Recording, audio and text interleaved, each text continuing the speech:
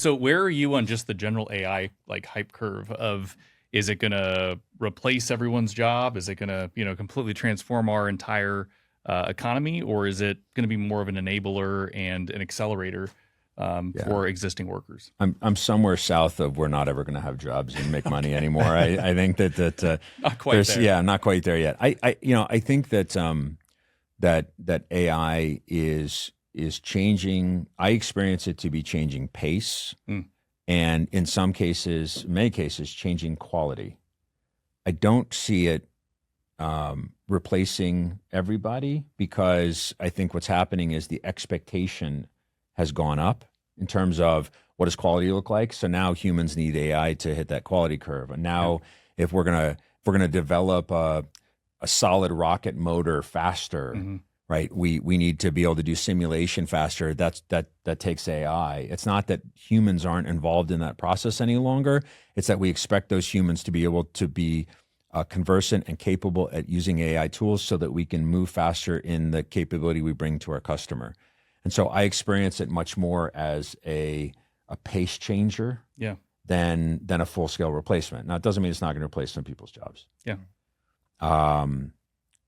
But if I go back 4 years ago, we were all saying everybody should learn how to code. Yeah. If I go back 2 years ago, we're going, oh my God, that was the worst advice ever. Nobody's going to ever need to code. And now we're going, people need to know how to code with AI. Yep. And I think that that's more of how we're going to experience it, at least in the interim here. Yeah. So I enjoy it. I like it. I find personal value in it. I find professional value in it. But I'm not quite worried for my job yet. Yeah. Yeah. Agreed. I think with any emerging technology, I mean, there has to be some level of disruption. But to your point of, we want people that know how to code and use AI. One of the questions I had for you, outside of, what can businesses do to prepare themselves for AI? What can the individual do to prepare themselves for AI? I think a lot. It's interesting because these tools are all coming out at the same time. So you have kids that are graduating college, and it's like, oh, I need to learn how to use AI. But you have people who are mid-30s, and they're like, well, I need to learn how to use AI. So what would your advice be for the individual as these tools are coming out, innovating quickly? Yeah, I know 60-year-olds who are going, I need to learn. Yeah. Right. I mean, it's true. One back there. I think there's a few things for folks to keep in mind. Curiosity is always a benefit, always. I don't think writing an email with GPT is going to get you there. Not in terms of how do I develop and maintain and create value for my company. Yeah. I mean, if you go back sort of philosophically, this idea that somebody pays me for my time in a job, is the coolest thing ever, right? I think I'm so grateful. My badge swipes, I still get in the door. Okay, we're good for another day. I have gratitude for that. How do I create value? Because when my value stops, I'm no longer meeting my part of that bargain. And I think that value creation is dependent on, I'm curious. So I think curiosity is the very first thing. It's like when people have strong opinions about stuff, but they don't do the research to understand why they've got opinion. They just adopt to somebody else. I think it's better move if you go out and you do your own homework and then you form your opinion and then you lean in and believe in it. I'm all for that. But so I think curiosity is key. I think understanding the bare minimum is going to be, I understand how to use these tools in my environment. So for example, if I do contracts, I can use AI to help me write a contract, scan a contract, do a difference between two different contracts, look for onerous terms, look for red lines that didn't actually get marked. There's a lot of things you can do. Understanding how that would work in my environment and how I would leverage that, I think, is a bare minimum. I can come up with those things. I understand how the tools work.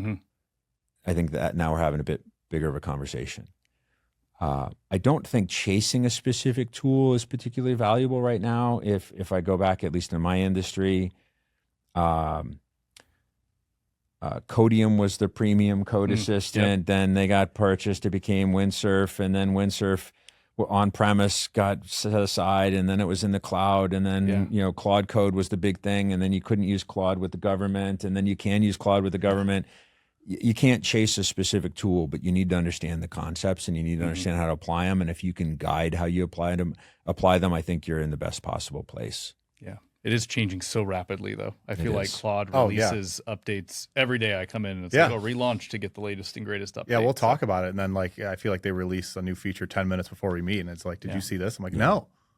So I wanted to talk about these 5 other things we haven't had the chance to talk Yeah. talk You about can't yet. be focused on one. You need to really just know how to enable and innovate on any of them and all of them, and do more than just the basics, the email. Well, and when you get into I love that saying, by the way, is like, don't just use AI to write an email. 'Cause I think from what I've heard from our organization, as well as just around these organizations that are doing, the Copilot for All example, everyone gets it. They log in. They're like, this is going to be so cool. They log in. It's just a chatbot. So how can I help you today? And they're like, help me write this email to my boss because I'm nervous and I want to make sure there's no grammatical errors. And it's like, great. But they don't even know how to leverage it. $60 right? I think a month. Enabling them is a big challenge. So, I that's a big issue. And I think leaders can do more around AI than just taking the Copilot for All approach, right? Get back to those fundamentals of what's the business case, what's the ROI, et cetera.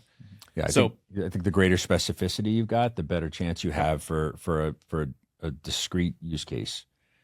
And for your listeners, I would say, if you're not sure what to do with AI, go use it for analysis.